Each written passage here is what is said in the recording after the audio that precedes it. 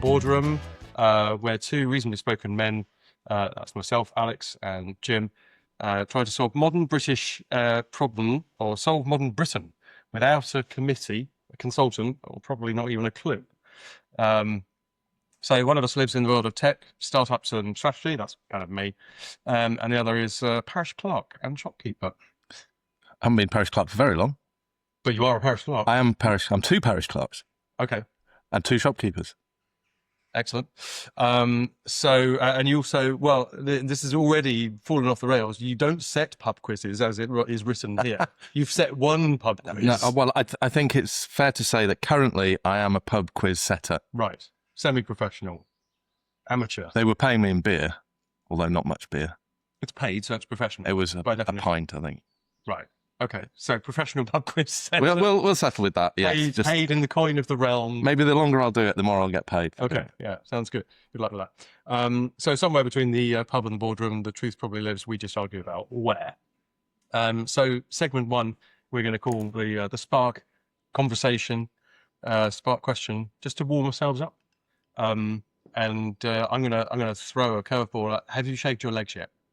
I don't know where the word "yet" comes from. I mean, this confused me when I read your pre-notes. I read that and I thought, what do you mean "yet"? The answer is no. Have you ever shaved your legs? I don't think I ever have shaved my legs. Why would I do that? Have you got hairy legs? Not particularly. Ah, right, okay. So this is where we already differ on a genetic level. Have you got really hairy legs? I have got not now. Not now. Because I've shaved them. And how far up do you go? All the way. Everywhere. Okay. The hairiest part of me is sort of here. Because I have, it's okay. Because I have known people of the female variety who only shaved up to their knees and left the tops of their legs. I don't know why. I don't know why. Well, socks and tights and things. So, yeah, okay. So newsflash, a bit background, I think, is reasonable, right? So yes, I've had hairy legs.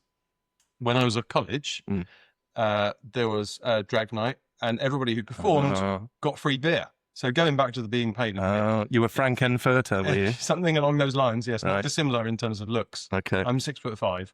Yeah, you keep saying that. It's yet to be proven. Okay. Well, just take a word for it. I'm actually slightly taller than that, but yeah, shave my legs. Having never done it before, and gone straight for the razor. So it took quite a long time because I had quite hairy legs. Was it clogged? It was clogged, and it took me a long, long time. Should you have gone for electric clippers first? Well, this is the lesson. This is one of the lessons. Fine, okay. So not only that, so it took me about 2 hours to hack all of the hair off my legs. Yeah. But then I was given a pair of tights by a friend of mine's girlfriend who was quite tall. She was about 6 foot. Right. I was like, great, thank you very much. And all the hair on my legs points downwards, and as it does. Yeah. And so it's like Velcro, firstly. So I thought, right, scratch that. So I'm not going to wear tights. Literally scratch that. Absolutely. Yeah. Very uncomfortable because they sort of went halfway up and then they sort of jammed, and I couldn't do anything with them. So you can't. Like a lobster pot. I've never worn a lobster pot. So, okay. And the next thing, so drag show, yeah, beers, whatever, good fun, like brilliant night at the Student Union. And then that night, because it was, I think, maybe the first or second like big student union party of the term, so it was about October, November time. That night, I was the coldest I've ever been in my life. So I lost all of my insulation. So this is, and then I just forgot about it, and then years passed, and then we started getting these heat waves, climate change and all that. And so about 5 or maybe 10 years ago, I thought, right, well, it's July, it's 30 degrees, I'm very hot, I'm hot all the time.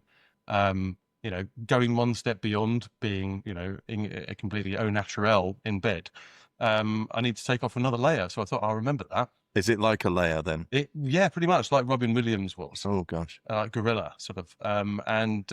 So clippers came out, clogged the drain. But I did remember no wet shaving. Yeah. And so instant relief from the heat. I don't realise how lucky I am, I think. So you're comparatively hairless. Relatively hairless, right, yeah. Like a mole, like a hairless mole. I like to think like a Manx cat, really. Do you mean like a Sphinx? Oh, a Sphinx. Yeah. No, it's not. Manx cat. I think that's the. Oh, it's the one with that tail. Well, I also have got a tail.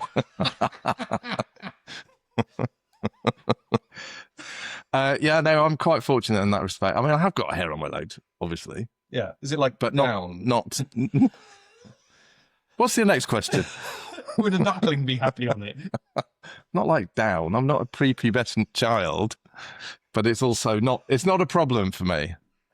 And, Right, okay. yeah, it's generally I don't have problems with my hair. That's good to know. Okay, so we are different in more than just. I- That's one way that we're different. I'm sure we'll be different on every single part of this discussion topic thing. Yes. Okay, so we'd kill 5 minutes on that. Wow, Talking about that's it. all we were allowed. If this was parish council business, we'd have to move on to the next section. There'd be somebody dialing in, Yes. saying, insisting that they're not a cat. Right. So now this next segment is called "What's Going On." There's 10 minutes talking about the weather, really, because I mean, is there anything going on that we want to talk about? The proliferation of the far right, the war in the Middle East. Oh It's God, quite it's a bit. fine. It's a bit too early for that as well. I think. Yeah, I we're only mean, one drink in. Yeah, that's right. I mean, I'm not particularly worried about the latest heat wave, if that's what it is. I'd quite welcome it. Well, it's Particularly as I was wearing jumpers this time last week. right. So why do you like a heat wave? Do I like a heat wave? Why do you like a heat wave? You said you because normally the only time we experience temperatures like this is when we have to pay for it to go to Spain or Greece. So having it for free feels like a bonus. in May, Look, it'll help the asparagus grow. hottest May on record, It's beautiful. No, it can't be. It can't be. It was so cold for the first 3 weeks. but it's so hot for the last two. Oh, we might have had the hottest temperatures on individual days ever, but I'm sure you'll find when the figures are released for the whole of May, it's not above average altogether. Okay, That would be my guess. but it only needs to be. I've got to do your prediction later on. That's my prediction. I've got it in early. fractions of a degree above the average to be the hottest ever. Yes, but it was so cold for the first 3 weeks. Can I tell you about my council tax bill that I got this year? Go on then. This is a mathematical thing. Okay. My council tax bill, when it arrived from Tandridge, gave all of the increases for all of the different components that the council tax was made up from, which was Surrey County Council, Surrey Police, Surrey Social Services, which seems to be spun out as an extra thing now, Parish Council, and something else. I don't know what the other thing was. And then underneath that, it had a grand total and it was listed as percentage increases to 1 decimal point. Now, answer me this. My overall increase was something like 5.3% as a total increase for everything combined. However, none of the individual increases above it was above 5.3. They were all below 5.3. How has my bill gone up by 5.3 when all the individual components have gone up by less than 5.3?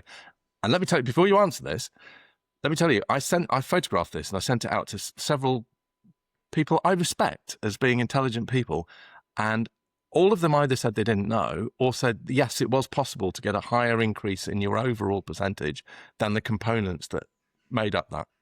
And it was only until I contacted a very clever boy who's at university, who's at the cricket club, who confirmed what I'd said all along, which is it is impossible. I'm going to agree that it's impossible. Thank you. But I can see how people might be confused by it. And I think this is the fallacy of false knowledge. People assume that a higher authority is better enforced and won't challenge it. It was the council, let me remind you.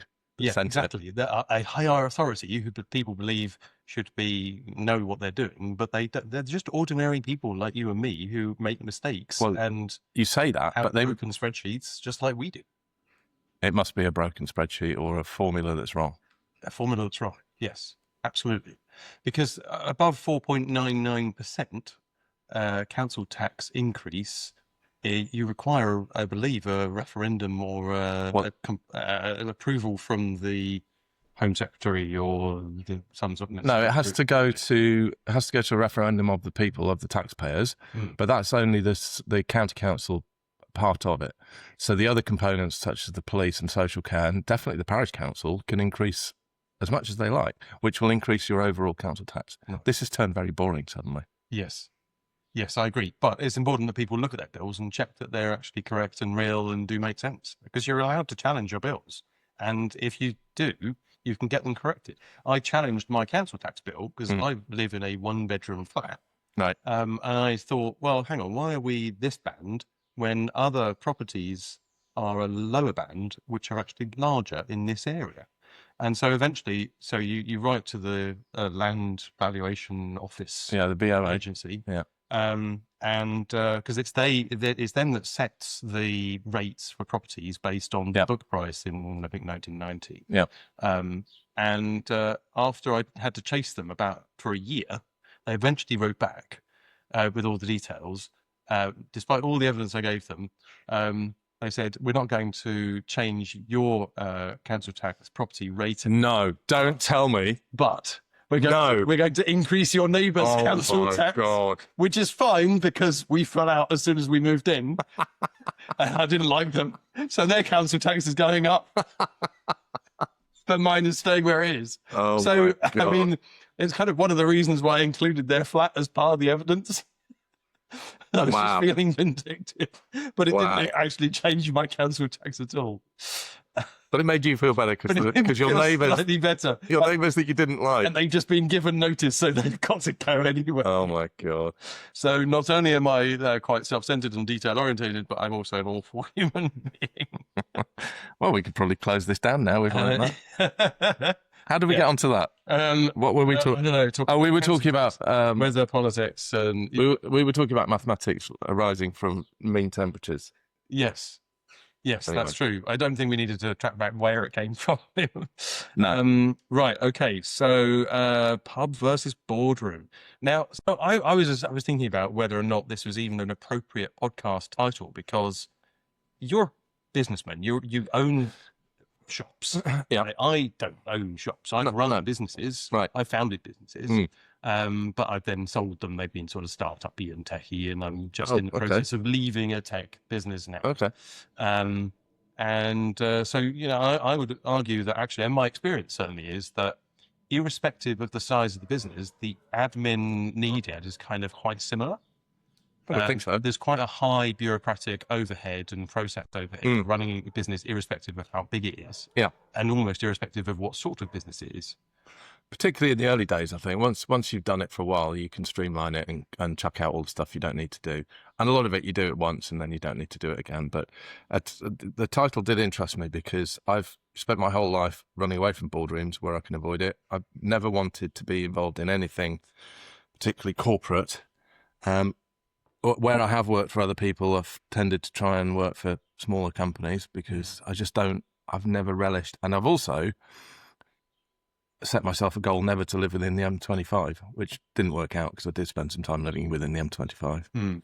But I'm not a big fan of the corporate world, not a big fan of endless meetings, which is ironic because there are a lot of meetings in running the parish council. Yeah, what were you doing before you came back home to your house to do the podcast? You were in a meeting. There's an office in the village where the parish council is run from. Yeah. So I was there. I've got a computer and a desk, and I was doing stuff. So, not that it's particularly interesting, but let's dive into it. So, if you like. So, what does a parish clerk actually do? So this morning, on my way to the office, I went the long way round because people had begun to send me messages and photos of some malicious damage that had been done to the gates to the allotments. Right. Someone had proper local crime. That there is local crime, and it tends to get hoovered up by the parish clerk because unless it's high level stuff, the police don't generally get involved in it. And actually, in the last 6 months or so, there has been high level crime. People were reporting not only damage to cars, but stolen cars. So people's cars were being stolen from the village, but also stolen cars were being brought into the village. There was one not far from my house where I contacted the police. Well, it's just been dumped. It had been dumped. Long story short, the village was being used by a network gang of organised crime. And cars were being stolen from other places not too far away, brought to the village, monitored for tracking to see whether anyone came to retrieve them, because that's a sure sign that they've got spare keys and a tracker on it. Yeah. And when it hasn't been claimed after 3 days, then they were sort of shipping them on. So it's a neutral location for criminals to sort of quarantine stolen goods. So we're really near the M25. We're really near the M23. Yeah. And we're near a train station. Yeah. So people who have stolen cars can get on a train if they want to, Yeah. or their accomplices can come in. And I don't think I'm spoiling police investigations by telling you any of this, but they cracked a gang, and it stopped. So I mean that's the most exciting thing. And actually, I was in a car with one of the counsellors, and we were I can't remember what we were doing, or but we rang the police and said they'd told us that there was a particular car in the village. And we said that we were on our way to see if it had moved or whatever, and they shouted at us, "No, we're in the middle of an operation. Get yourselves out of there. You're going to get in our way." So, oh god. So that was quite exciting. But the rest of it is low level stuff. I mean, there are any number of catapult attacks in the village, and we suffer from criminal damage of vehicles quite a lot more than you might expect. And to what extent do you think there's board kits? No, I don't think it is. But some of these attacks have hallmarks of certain types of people, right? And the police know who's doing it, and the village knows who's doing it. But pinning it on them is very difficult, and they largely get away with it. It's particularly the catapult stuff. Yeah, understood. I was at an event a few weeks ago where I was having a conversation. Your phone is not on silent. There needs to be a fine for that. There needs to be a fine. Is it pouring another single gin? It might well be making another drink. Yeah. Okay. Let me do that as you talk. So yes, I was at an event a few weeks ago, and I can't say what the event was, but I was having a very interesting conversation with somebody from the National Crime Agency, and they were asking me about how would you solve this particular problem, and the answer ended up putting my technology into the technology I currently am responsible for selling, putting my technology into a dog poo bin. Wow. Okay. And that technology is technology that a lot of people use on a day-to-day basis, without realizing what it is. Right. But they needed an idea of how to deploy it where criminal gangs were operating, whereby the police surveillance could still use that technology without it being taken away or damaged, because it's very high value, high cost stuff. I'm trying. I can tell that you're trying to tell me something without giving me all the details, and I'm trying to work out exactly how and what technology would be suitable for putting in a dog poo bin. Well, it wasn't a real dog poo bin, of course. I see. Yeah, it would be a fake dog poo bin. So what happens when real punters come along with their dog poo? Well, you just make sure that the lid is basically welded together. Yeah. And then you just get piles of just paper bags next door with dog poo in. Yeah, exactly, fake dog poo. But it's a bit like the best. I stumbled across on YouTube a stealth camper build, and a genius idea for keeping it safe and secure, which was the guy who built a stealth camper inside a van and then wrapped vinyl signage over the top of it saying asbestos danger. Touch. What criminal is going to touch a van that has got dangerous materials, asbestos written on the side? Nobody. Yeah. And it was like a £40,000 camper van build. You could park in a public car park, leave it out, and it was really plush inside. But would you go anywhere near it? Absolutely not. If you're a crook. But also, you could combine the two ideas, because actually, instead of putting asbestos on the side, you could put dog poo collection ban. Have the same effect. Yeah. Okay. So 20 minutes in. Lessons learned. This is a tricky one. So we need a story from business or coaching, village life, or entrepreneurial skills. I mean, we've both been there. We've both run our own businesses. Well, I think there's a maxim, isn't there, that you can't succeed in everything, and we've certainly had failed ventures along the way. Yeah. And I think the more successful the businessmen you interview, and that's certainly not me, the more they will tell you that they've had failures. I think this is something that was raised on Diary of a CEO, which is Stephen Bartlett's podcast. Oh, yes. He interviews very successful people. Right. I'll be way down the list of that. But that's the flash in the pan, I think, because I completely agree with you. As somebody who started their own businesses, there's been, probably 70% of the things that I've started that I felt were really good ideas didn't work out. Is that right? But I've done quite a few different things. But that doesn't necessarily mean I've been wrong to start them. Sure. Because I identified a problem, Yeah. figured out a solution, did the marketing, figured out the money, just because the market wasn't ready for the idea. So several of those ideas are all, they all exist as businesses, but they're run by other people.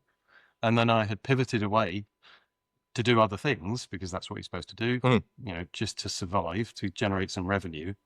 And then they became, some of them became successful, and I became fortunate. And then after 2 or 3 years, I got bored and then moved on to do something else. Yeah. So my biggest failure, I suppose, in business would have been the opening of the third shop, which we did, I think, in 2013 in Sevenoaks.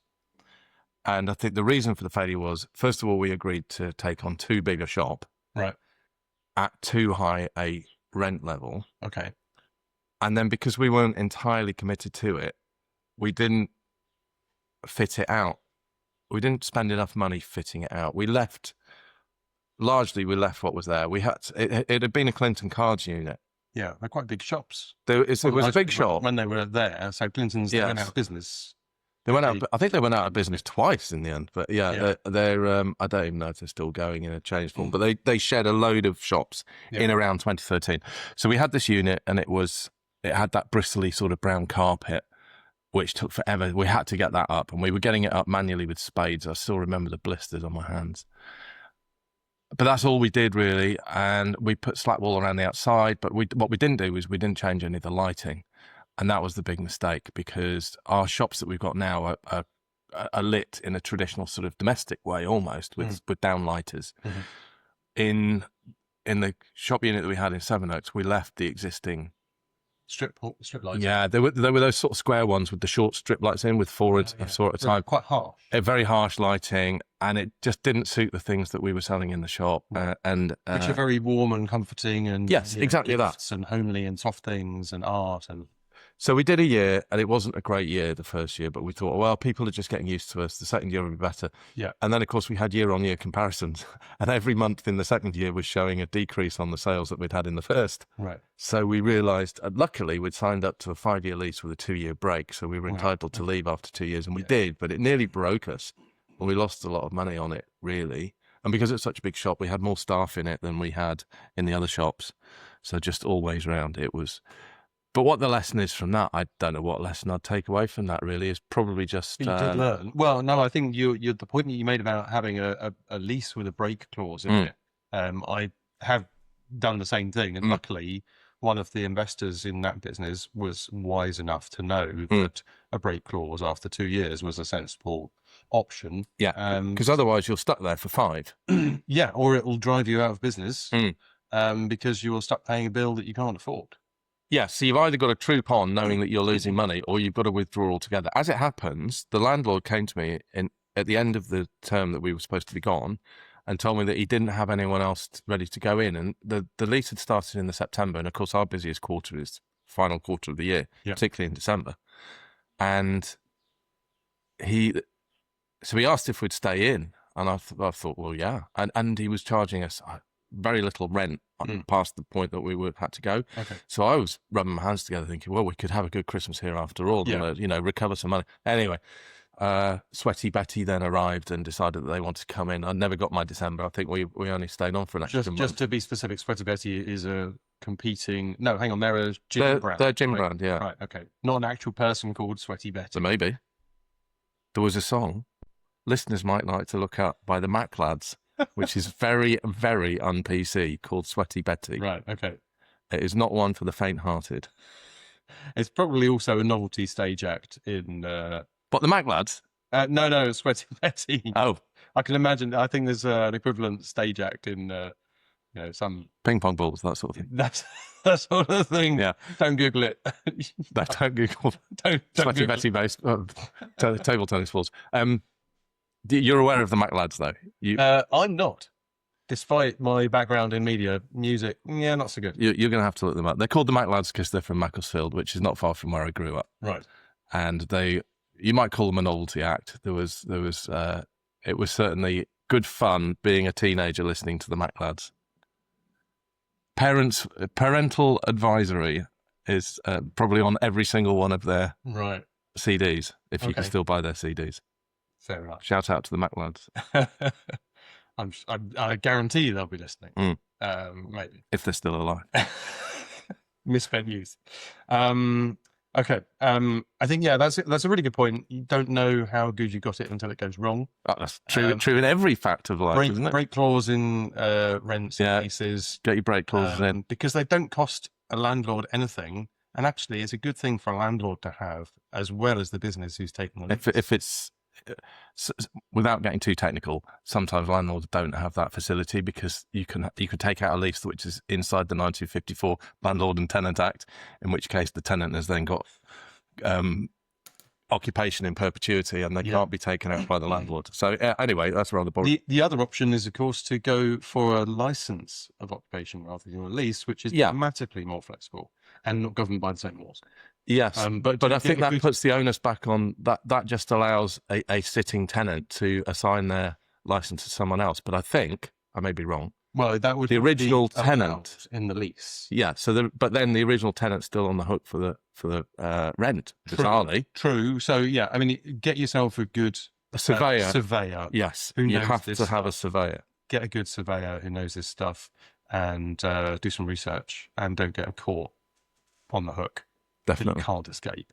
That's my advice to all big fish and small fish. Okay. Quizmaster's Corner. So, oh God, here we go. We've got three or some questions. So we've got questions for listeners, one obscure fact and one myth to debunk. So what we're going to do today, we've got questions. I think you can ask me questions, or if you've got some myths to debunk. Yeah, I did look one up. Go on then.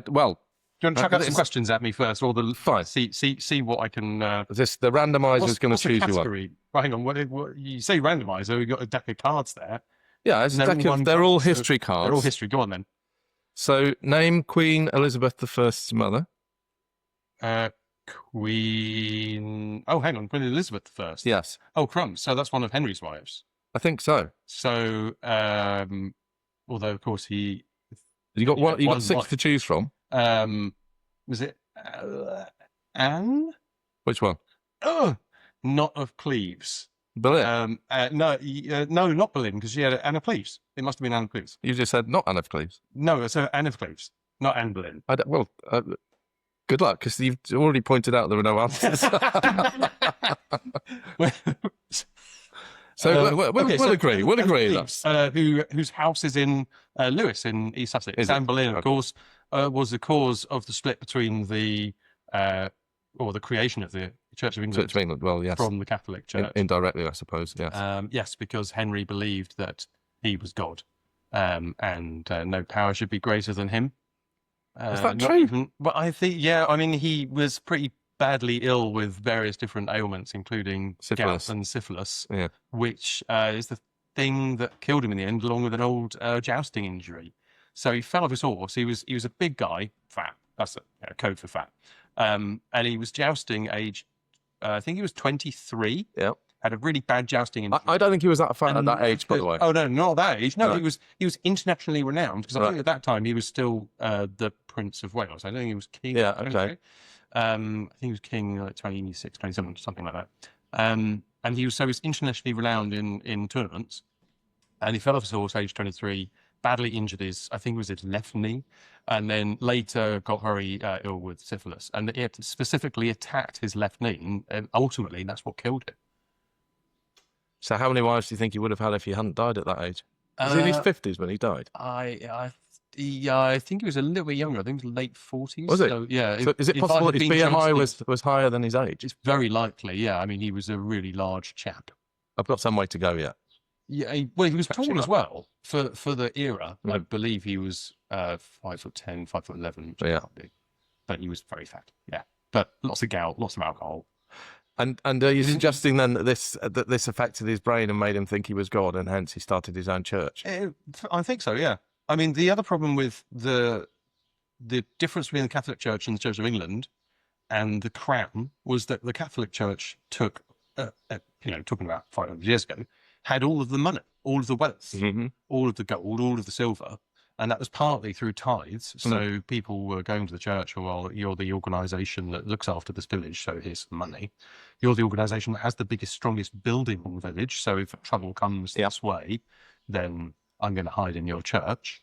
So it's the most physically and socially reinforcing agency in any given commune or village or town or whatever. So the church is going to be all powerful. Therefore, it makes sense that it takes all the money. And Henry didn't like having less money than someone else who didn't have his permission to rule. Whereas, the right of kings and or queens to rule, many monarchs used to see that as a right given to them by a god. Well, I think still to this day, if you look at a coin, doesn't it say in Latin, well, it says fidei defensor, doesn't it, which is defender of the faith. So the monarch is the head of the Church of England. Yes. But I'm not sure at what point the church decided that the kings and queens of England were not appointed by God. Maybe they still are appointed by God. Are they? We haven't even talked about religion. Are you religious? No. Nor am I. But we did talk about the other day about which religion we believe in less. So yeah, I saw that on your notes, and I thought that's a very odd question. Because if you don't have a religion, then they're all equally as nonsense. Well, the reason that came up and the reason I wrote it down was because, my wife and I both of us have a parent with dementia, and so my mother has dementia and Alzheimer's and Parkinson's. It's really horrible, really insidious set of diseases. So if you're dealing with that, then there's lots of help available. Alzheimer's Society, brilliant for people who are carers or family members, great to talk to about it. And there's lots of articles out there, go and find stuff. But it is difficult to deal with if you are healthy and well and you're looking after somebody who's got one of those things, diseases or conditions. And so my wife and I were having a difficult few days dealing with our respective parents who were going through some difficulties. And we're both like, well, should we get a counsellor to help us? Because otherwise, our support network is each other. And we're sick of talking about this really awful thing because it's depressing as hell. Should we get a counsellor? I was like, well, we haven't got £65 an hour to spend on a counsellor. Yeah. Why don't we go to a church and talk to priests, vicar, father, whatever? Yep. Because they're free. Right. Okay. Well, put a fiver into the tip top, whatever. Okay. And then my wife said, my wife was raised Catholic, but is atheist. Yep. I was raised Church of England, but I'm atheist. Yep. So my father was a lay preacher, my grandfather was a lay preacher. And, I was dragged around to Church of England churches when I was a kid on some days of the week because they were architecturally interesting and, all the social elements that we just talked about. Yeah.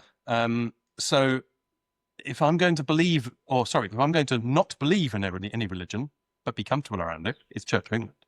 Then my wife immediately said, well, no, that's as her words. So she's not only raised Catholic and atheist, but she's also northern and has got Irish blood in her as well.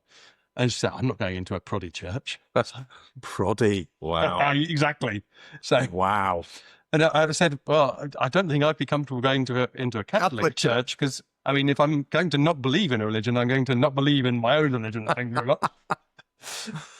So, and it just turned into this weird conversation whereby, well, hang on, if we're going to get help from somebody who's got religion, like, no, we're not going there for religion. We're going there to be supported by somebody who's kind and a very experienced counsellor. Yes. It just happened to be a particular religion. It doesn't really matter. Yes. But of course, in the Catholic Church, they will take your money and make you believe in all sorts of weird stuff. Well, sorry. No. They'll do other stuff as well. I don't know. I have no idea. I think just to add some colour to strange beliefs is, I mentioned just now that the king or queen of the country is appointed by God. It was only in the 1960s that the Catholic Church, as a worldwide organisation, changed its mind about holding every individual Jew across the world personally responsible for the death of Christ. That is mind-blowing. Hang on, wasn't Christ a Jew? Yes. Yeah, right. And wasn't he killed by Roman? Come on, Alex. Catholics. Stop pretending you don't know this stuff. Hang about. The Romans may have actually carried out the crucifixion or arranged for it. But of course, in the Bible, Pontius Pilate gave lots of chances because I don't think he wanted, if you believe the stories, I don't think he wanted Christ to actually be the one to be crucified. I don't think he wanted Christ crucified at all. And he gave the local population lots of chances to change their mind. In fact, didn't he offer out different names of people that they could crucify in his place? And the Jews were like, no, it's him. He's going down for this. Yes, well, yes. I am getting a lot of my knowledge from Willis Wodger. Yeah. But I think that's... I've been to where they've done that. It's in Tunisia, is it? Yeah. So this, where the scene where... Are we moving away from the controversial subject of the Catholic Church? Yeah. Well, the thing is, the Python crew, they studied theology. Oh, well, several of them, and Graham, what's his name? Chapman. He was studying theology, I think. So they're all like Cambridge, Oxbridge. Well, of course, you couldn't possibly. They know what they're doing. They knew what they were talking about. You couldn't possibly make The Life of Brian without knowing every inch of the Bible backwards. Frankly, right. It's a parody of the Bible, isn't it? Yeah, but it's not. It's not a parody of the Bible. It's a parody of the way that religions spring up around ridiculous things and create ridiculous rules. Like holy goods. Well, the whole section about follow the sandal, follow the gourd is about religions that start off unified, then splitting over ridiculous things, and then becoming enemies, like the Catholic and Protestant Church. Yeah. They largely believe the same 99% of things. Yeah, I mean, like not taking blood or not giving blood. Well, that's a different sect altogether, isn't it? Yeah. Isn't that's who is that does that? Mormons? Yeah, I think it might be Mormon. Or Jehovah's Witnesses? So Mormons, they're Latter-day Saints. Yes. Whose big churches just far down from the road. here. Yeah. Very good for genealogical research. Is it? Yeah. Right. They are because one of the things that they believe is that if they have a catalogue of all people on earth who've ever lived, then they'll have access to being able to cleanse their souls, and therefore they'll all go up to heaven, I believe. So prior to, I was going to say Tinder, but I don't mean Tinder. I mean that genealogy. The DNA thing tracking is not quite the same. Not Tinder. No, it's the genealogy.com or DNA tracking basically. Yeah. Prior to that, ancestry.com. Yeah. That's the one. Prior to that, they had all the physical records, even from Europe, in their archives in America, because they've been rescued from all across Europe, where they had otherwise potentially been thrown away. So my grandmother, who's still alive, she's 103. Wow. She is a mad keen genealogist, as was my father, digging into her family history. And she spent years trawling through Mormon archives. Physical records of stuff that in America. In America, yeah, and a lot of them is digitized as well. So really important, and fair play, make that stuff available. Don't necessarily agree with the religion because they're all made up, but did a service to genealogists. Yeah, sounds like that. So look, there are plenty of positive things. We haven't actually. You haven't asked any questions yet. Well, I'll answer that one question. I'll answer. It was Henry VIII. Yeah. So Elizabeth I. Do you know the answer to that one? No. Who was? So we got on to all of that from one single question. I know. That's talking for 10 minutes. Well, right. Okay. So I didn't answer your last question, which was your question to me was which religion do I believe in least? You're gone. Well, I think I'd have to answer that by saying we're not going to get a fatwa, are we? If you say no, it's not going to be that one. Don't worry. I'm not stupid enough to say that one. No, I think. I think Islam's a really interesting religion. Oh, it's fascinating. Yeah, I mean, it's an academic religion. It's a religion of scholars, because the texts haven't changed, and it's the interpretation of the same text that people, the text that hasn't changed, that people argue about, and people learn the whole book. Let's come back to that. Yeah, no fatwa today. No, so religion. The religion you believe in list. Well, Hinduism. Not enough Vishwa. Too many gods? What is it? It's too many limbs for too few gods. I mean, they've got lots of gods, but they have even more limbs. Too many limbs? Well, there's an elephant with lots of arms. Oh, is there a snake god? I mean, that's got no limbs. Well, that's true. They're sharing them out. Well, maybe the average is out. I don't know. Yeah, there are snakes in India. We know this. The one that cries milk. Look, it's good fun. And I've been to. That's the takeaway in our religious studies course. It's good fun. Our RE teacher at school threatened to cut our tongues off with her orange-handled scissors. I still remember the threat. If we talked in class. If you talked in tongues. Yeah, if you talked in class. But she was an excellent teacher. She'd been to places like Mecca and Jerusalem, and she had these amazing photos of, and so she, you know, really embodied the knowledge and the passion of teaching us about all these different religions. So as much as we didn't like to be in a class, actually, she was a really good teacher. So a few years ago, we went on a family holiday to Mauritius, and there was a place in Mauritius where you can go up in the hills, which is a Hindu village where they've got all the statues there. And it is unbelievable. They're so colourful. They're beautiful. Obviously, the setting is beautiful as well. And it's an amazing thing to look at. But I don't really know what their beliefs are. Do you like lots of colour in religion? As in bright colours, paints? It's got to be better than the alternative. I mean... What's the alternative? Well, the drabness of the inside of a Church of England church. Do you know that they didn't used to be like that? Yes. They used to be brightly coloured, but I suppose they've dimmed over time, just like the fair. No, they were all stripped down. They're in the same two big tranches of stripping all the joy out of religion. The first was the dissolution of the monasteries, because bear in mind, before Henry VIII, all those churches that existed, and most of them had existed for several hundred years, you know, since the sort of 1100s. Yes. Between 900 and 1100. They were all Catholic churches. They were all Catholic churches. Yeah. So the regular church in your village, if you're in the UK, was a Catholic church. Of course. And it was full of brightly coloured murals and paints and paintings and stories that were illustrated on the walls in the alcoves. Stained glass windows. That wasn't just the highlight of it, was the general theme. So there's very few places in the country where it still exists. And the tower in the cathedral at Salisbury is one of those places.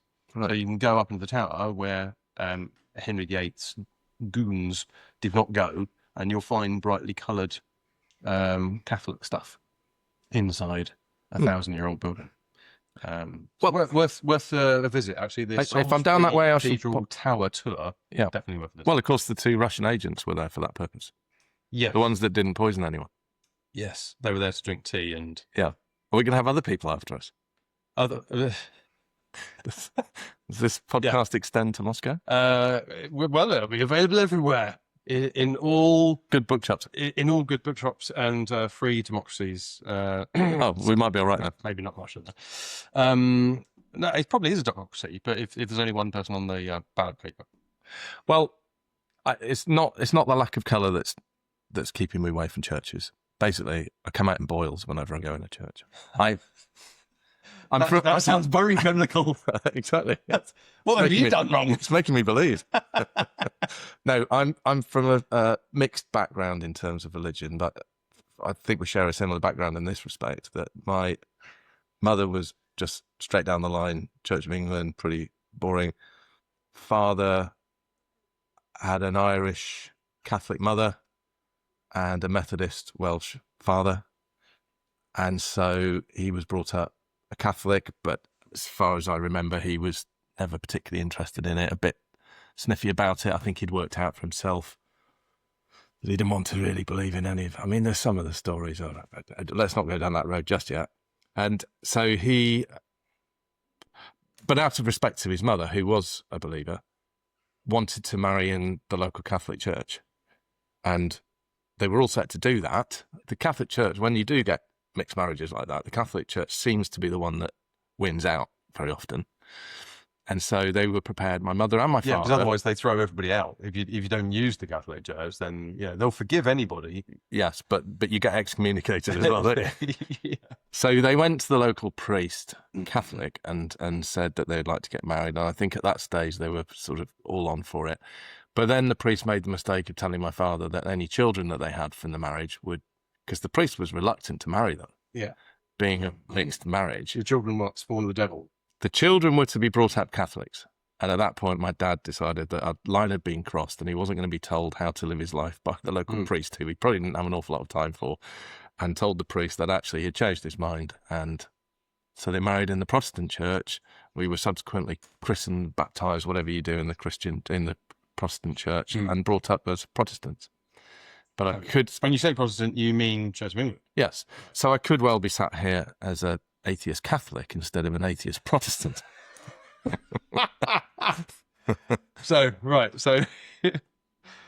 it's a tough question because it forces you to start to understand where your beliefs or non-beliefs come from. I spend a lot of time watching Christopher Hitchens on YouTube. Yeah, it's a slippery slope. I hadn't ever heard of him before. I was listening to Radio 4. Obviously, he's been dead for some years, but he brought out a book called God Is Not Great, which is very provocative to the Muslims. And he was marketing it on Radio 4 probably 20 years ago. It must be more than 15, because my dad's been dead for 16, and I bought the book for my dad. Or I think I bought it for myself and then gave it to him once I'd read it. So it must be 20 years ago. And I heard him talking on Radio 4, and I immediately was drawn to this guy. He was an absolute genius. Died, sadly, way too young. But there's lots of his stuff still on YouTube. And he seems to be able to take on any religious leader or a believer and debate with them all the points, and very often come away clearly the victor in these arguments. I read about there's these the two young chaps that walk around with ties on and they're going door to door and like, do you want to talk about this particular religion? You probably know the ones.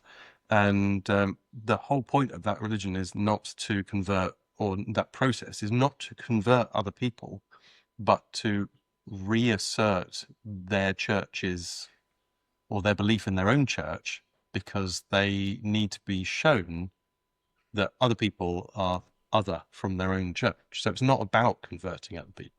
It's about the church proving to them that they're chosen. That they're chosen. Yeah. Wow. So if you ever have two young men, smartly dressed, white shirts, black ties, come knock on your door, they're not there to convert you.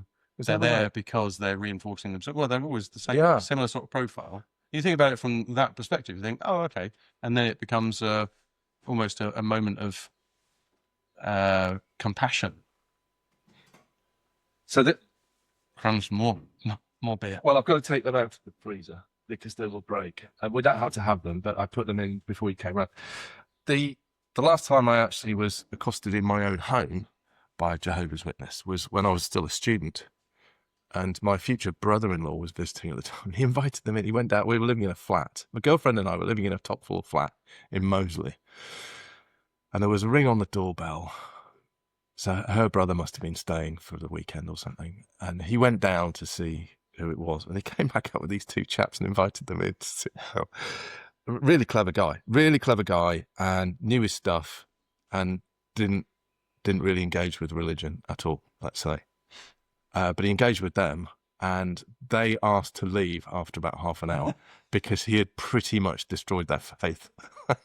He questioned everything, and all the answers he gave, he was able to either counter-argue or prove that their argument was puff and it was smoke and mirrors. Yeah, I mean, but that word, faith, is about somebody's belief in something that is important to them. So of course, religion's not for me, but I wouldn't deign to tread on somebody else's religion, even if I didn't believe in it. So I was always raised to be respectful to other people's religions. So I think respectful is the right word. It's a matter of respect. Yeah. You shouldn't disrespect someone else's beliefs. Just going back to what you mentioned about monarchs being defender of the faith, and I remember as he was then, Prince Charles, I think 15 years ago or so, saying that when he became monarch, he wanted that to be changed to being defender of faith rather than defender of the faith, because if he wanted it to be recognized that his role was to protect the nation's beliefs, not his particular church. I think Charlie's forgetting his Latin, because Latin doesn't have definite and indefinite articles. So fidei defensor actually can mean defender of the faith which is how it's been Of interpreted into. faith rather than the faith. No, but So we've put a definite article in when we're translating it into English, but I think there isn't a definite article in Latin. So fidei defensor probably already does mean defender of faith. Was that phrase adopted before or after King James got the Bible translated? Before, because the title was invented for Henry VIII. Right. But then it would have been the I think. so separating it off. It may predate him. It may predate Charles, Henry, but Henry definitely used it. I've got a feeling that the title was created for Henry. And it was, you can look it up if you like, fidei defensor. Yeah. Well, get the listeners to look that up. Okay. In the meantime, both of them. What's the second question? Second question of what? Well, you've asked me the first question. What was Elizabeth I? Oh, I see. We're going back to that. I thought we had enough. No, we're still on there. I thought we had enough material without that. I can ask you another one. Yeah, Hold on. What's the second question? Well, let's do people now. I didn't have another one lined up. I just chose one at random. So, okay. Right. Just completely random. Which famous artist painted the most paintings? Well, what sort of a question is that? How is that going to have an answer? Who's going to be the most prolific? Yeah, but how do you measure that? And how do you measure famous? That's like the government looking after working people. Who's that? They've still not been able to work it out. It's not a great question. No, all right, let's ask this one. Okay. Who was known as the Maid of Orleans? Orleans. There you go. So we've done that. We've done that. But going back to the paintings picture question, that I'm going to say Van Gogh. Well, I don't know what the answer is. And how do you define famous painter? Well, he's a famous painter, but probably not a lot of people know that rather than one set of one picture called Sunflowers, he painted about 150 odd pictures of sunflowers. Yes, he did. Yes. He rehashed the same one, didn't he, over and over? You go anywhere in Holland, or the Netherlands, sorry, and there's just Van Goghs everywhere. They use them for carpet. They use them like kitchen towels. It's a Van Gogh. Yeah, exactly. Yeah, they're very good. I'm going to say that the answer is Van der Laan. Have you heard of Van der Laan? Well, he's not famous. You won't have heard of Van der Laan. He's not famous. Dutch painter. Yeah, look at that. Painted a lot of Mediterranean scenes. So we travelled. I'm riffing on this. The only reason I'm saying this is in my childhood home, there is a Van der Laan room. Right. Which contains nothing but Van der Laan paintings. In a museum. And is famous for you only. Yes. My family owns one painting. It's by Van der Laan. I shouldn't say this in case it's valuable. And it's in my childhood bedroom. You got rid of the gang. Which is now... So all the rooms in my mum's house have now been given names by my brother, who's a little eccentric. And he has called my old bedroom the Van der Laan room, because that's where the Van der Laan is hung. His room is called the bakery, because at one point he was baking his own bread, and he put all his provisions into his old childhood bedroom. So it's full of flour and yeast and all sorts of things like that. And then there's the posh room, which is where guests get to sleep in the posh room, because it's really the only one that's presentable enough for anyone to sleep in. Okay. There you go. Van der Laan is my answer to that. Right. Well, we're not going to be able to look up the answer because I've never heard of him, so it can't be that. Fine. Right. So, one obscure fact or one myth to debunk. Yes. All right. Well, I can do. Which one do you want? Because let's do both. All right. Okay. Well, let's do the myth. No, the myth to debunk. Go on. Just off the top of my head, and this came up earlier this year. My son mentioned this to me, and it drives me mad. And he said to me, it is illegal in this country to give a bad reference, a work reference. And I said, where have you got that from? And he said, ask anyone. Everyone knows this is true. And actually, if you do a straw poll of people, they will agree with that. Have you heard this? It's illegal to give a bad reference in the UK. Yeah. Why? Why would it be? Well, because it could be discriminatory. It could be... So you can sue for defamation of character. Well, only if it's wrong. Yeah, but you've got to prove that it's right. No, you don't. So I'm not going to go into details. However, my better half does work in HR. Yes. And she perpetuating this myth. Well, she's qualified. She's level 5 CIPD qualified in HR. Can you get to ring in? She's at work. She's busy at work while we're here enjoying gins and tonics. Is she listening to the rerun of this? I think she would probably avoid it like the plague. But I could. I'm 99.9% certain that in this country, yes, that is correct. You cannot give a bad reference, which is why, if you're an employer and ask for a reference, the only two things that you should confirm are the duration of employment and the job title the person had at the point where they departed. So That's it. Outside that, you should not give any further information because it's a slippery slope. It's very, very easy to break the law in that regard. So to that end, I've also spoken to employers who said, no, we don't give references at all. We just basically ignore the requests. So what has become customary, Bear in mind the microphone's over here. yes, what has become customary is not necessarily what is compliance with the law. And you're right, lots of companies do decline to give bad references for that reason, that they just don't. They decline to give references full stop. But you cannot give a bad reference. So I think that is wrong. And why do you think that? Well, because I've looked it up for a start. Okay. It may be unwise to give a bad reference because you do then open up a can of worms as to whether the person agrees with it.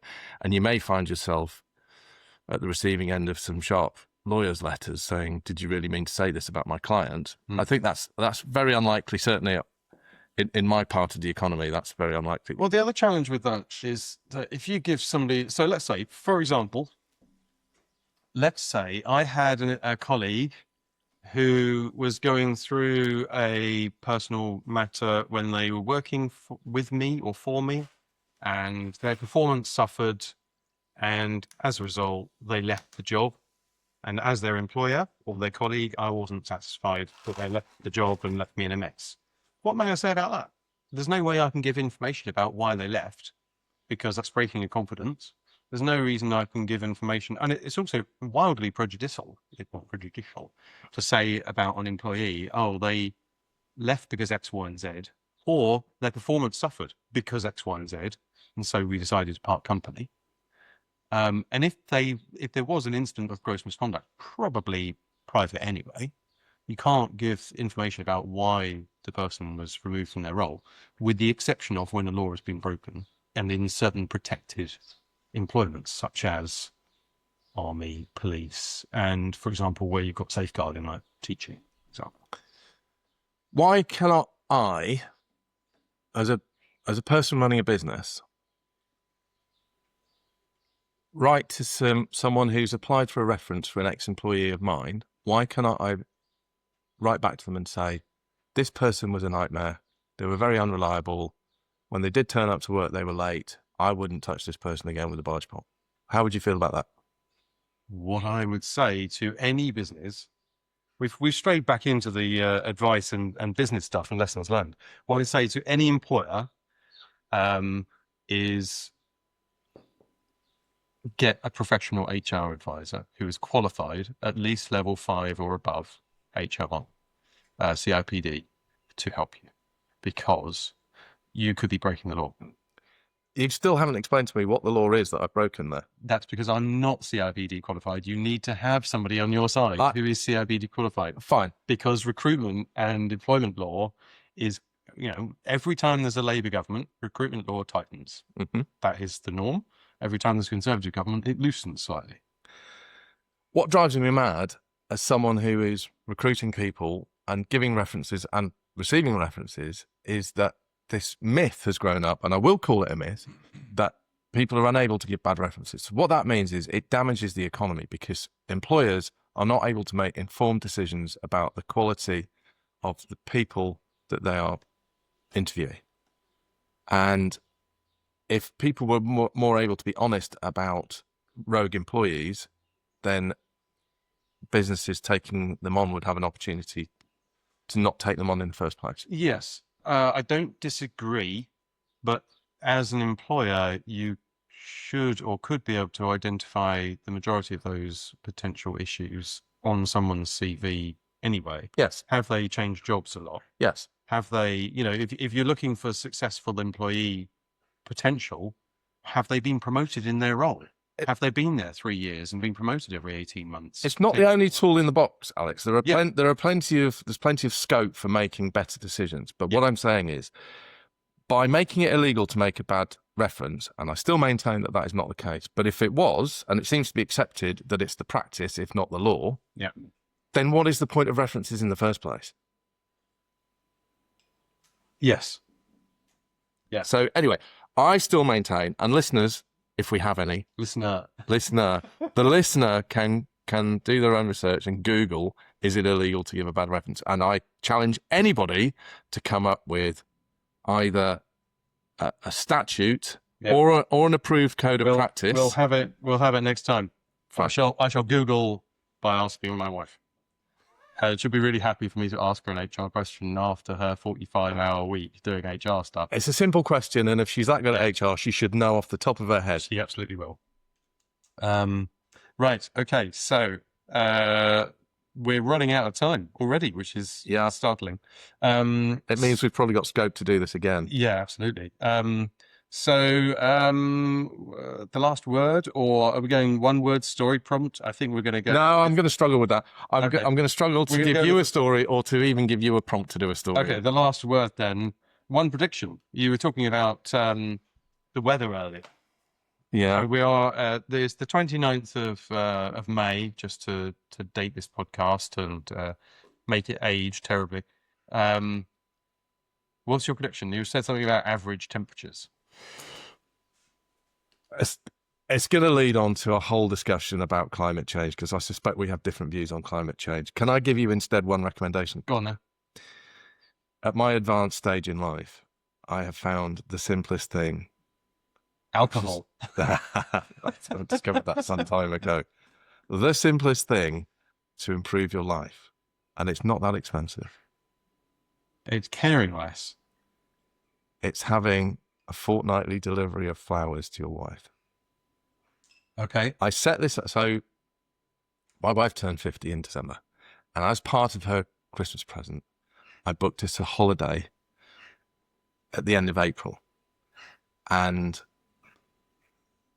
without telling her, it was due to be a surprise, but I thought I'd tease her a little bit. So what I did was I wrote down, I spoke to my local florist, and I got some of those cards that they put in with flowers. Yeah, and I commiserations, sort of. yes, Yeah. sort of, yes. We're sorry you're married to Jim. Yeah. So I got hold of a load of those, and I wrote down one-word clues as to where we were going. Right. So we've been now, so the surprise is gone. So I could tell you where we went. We went to Split. Right. In Croatia. Right. And So- the words were things like banana. So banana split. Yeah. And screen. She was thinking So Seychelles. split screen. Well, here's the funny thing. There is a funny story coming off of this, but I then contacted the florist and had flowers delivered every 2 weeks from her birthday until when we actually went. It was a little under 6 months. Right. And it cost me, I don't know, 250 quid or 300 quid or something like that. So That's pretty good. and do you know what? She was delighted. Absolutely delighted. I have to say, she did get kind of used to it towards the end. She did kind of get used to it towards the You end. made a run for your own bag. And when we got back from Split, she went, I'm really pissed off. I'm not getting any flowers anymore. So your recommendation is do not buy your white flowers. No, my recommendation absolutely is, it's a one job and done. So I paid for it all up front. Yeah. I gave him the dates of when I wanted them, and I gave him the... So not one bunch of flowers, but... Oh, multiple. Months 14 months of flowers over 5 months. Wow. But I didn't have to do anything. I gave them the dates, said deliver Yeah. them then, and then I just forgot about it. And That's a really great idea. every 2 weeks she came back beaming. I had them delivered to Yeah. work. So every 2 weeks. It's not quite on the same level, but I've set up a subscription as well, and we get a very regular delivery. Of wine. But it's cat litter. Cat litter. It's not quite the same. You're getting in the right. It's in the right It's quite direction. heavy. You're getting in the right direction. You should maybe work on it a little. Yeah. Well, my wife doesn't like having flowers in the house. Oh, So actually, we've got a slightly disabled cat. So actually it stops her from having to lug it up the stairs. yeah. I mean, does she like chocolates? We both eat chocolates, yeah. So you could do it with a chocolate subscription. Yeah. there will be people out there that can do it. I do nice things for my wife. I'm not saying that I'm a complete savage. And Oh no, this is the only thing I've ever done for her. That's anywhere near as nice as this. I think that's really nice. Thank you. Yeah. But the funny thing is, I promised you a funny part of this was the clues, and I forget what all the clues were now, but they were atom, so split the atom, banana, ends for hair, split ends, and some other things. Anyway, she, being the curious sort that she is, didn't want to wait until the final bunch of flowers to find out where we were going, and thought that she'd get ahead of the game. So she Googled all the clues that she'd had, and somehow, this is why you shouldn't trust AI, because ChatGPT told her she was going to Chicago. What? So she came home one day. Banana. What were the other words? I can't remember what the other words were. What other words would you have with atom? Atom, banana. There might have been bomb. I can't remember. But she put them all into Google or to ChatGPT and came back with the answer. Chicago. So she came back one day and says, I've cracked it. I've worked it out. I know where we're going. I said, have you been on the internet again? She went, no. Yeah, she had. And she goes, we're off to Chicago, aren't we? I went, yeah, well done. You've worked it out. Congratulations. You didn't use the internet and you've got the right answer. So for weeks and weeks, she thought we'd go. But then she's going, but we're only going for 4 days. We're going to Chicago for 4 days. Why are we going to Chicago for 4 days? So I just let her believe it. I mean, if she's going to cheat, and cheat and get it wrong, then she could be disappointed when we stay within Europe. Yeah. It was nice. It was lovely. And what we hadn't realised at the time. So I booked an apartment. Have you been to Split? No. It's beautiful. And it's got nearly a whole Roman fortress still there. That's really well preserved. They're still digging it up, sort of thing. But we were right in the old city, so we had amazing views, and we had an apartment. So we had a kitchen, a bedroom, and a big living room with a balcony that overlooked one of the sort of town squares that you get there. And it occurred to me when I was taking Emily's my 17-year-old daughter. I was taking it to work I think we flew out on the Sunday. I was taken to work on Saturday, and she'd finished the mock A-levels. She's lower sixth. So I said, what are you doing next week? Not much. I'm going around to L's for lunch, and I'm seeing someone in the evening one evening. I said, do you have to report in at school? No, I've got a week off. So I said, do you want to come with us? So yeah, long story short, I looked in and there was a flight available. So we booked her in. She slept on the sofa bed in the room, and it changed the dynamics somewhat. Yeah. But nobody minded that, and we had a really nice time, the three of us. That's brilliant. Until my son found out and thought that we had planned this all along, a holiday without him. Yeah. We had to some beer allowance. Yeah, we had to persuade him that it hadn't been set up all along, right, and that it was an organically arranged thing. But Split, my recommendation. You want recommendations? Flowers and Split. Right. Great combination. Sounds brilliant. Are you a romantic man yourself? I am. My wife is not. Oh, okay. So I'm very romantic and thoughtful and kind, and want to go out and take us a restaurant. And modest. And yeah, absolutely. And humble and taller than you.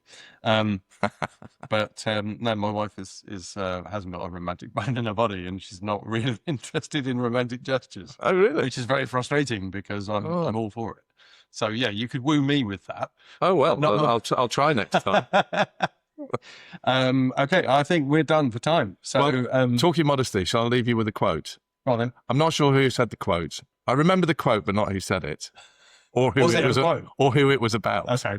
And it was two mid-20th century English politicians chatting in the House of Commons, and one was being rather disparaging of a third party who wasn't there, and the other one rather wanted to defend it. So the first politician said, "Oh, isn't he awful? Such an awful man, and just no talent. He doesn't know what he's doing."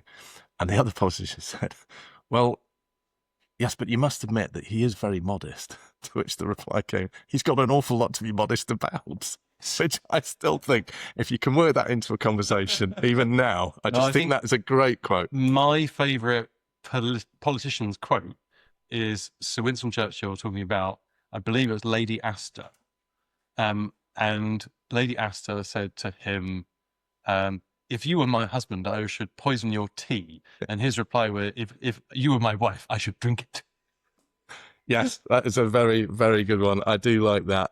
And the other one from him was There's so many. he's got hundreds. But my favourite of him might have been the same evening. He was chastised for being drunk. Winston, you're drunk. And he said, my dear, you're ugly, but at least in the morning I should be sober. Yeah, I think that's also Lady Astor on the receiving end. Gosh, she came up some flack, didn't she, Lady Astor? We shall have to look her up and see how ugly she was. I think maybe she was just unkind. Because Churchill was also, a terrible drunk. Yes. But clearly, Brian Man. When you say a terrible drunk. Well, a very gifted drunk. What was it? 2 bottles of Bollinger at breakfast. Yeah. And then that was just the start. Yeah, a pint of whiskey during the day. Oh, just goodness me. Yeah, impossible for any normal human being. Okay, so I think that brings us to the end. Sadly. So until next time, this has been the Pub versus the Boardroom. Thank you very much for joining us. And I've really enjoyed it. Good. We've only got through a quarter of what we set out to do. Absolutely. Well, this is supposed to last. This is a repeating format. So if it works, comment, share, like it, send us messages, and see you next time. Not to the Russian.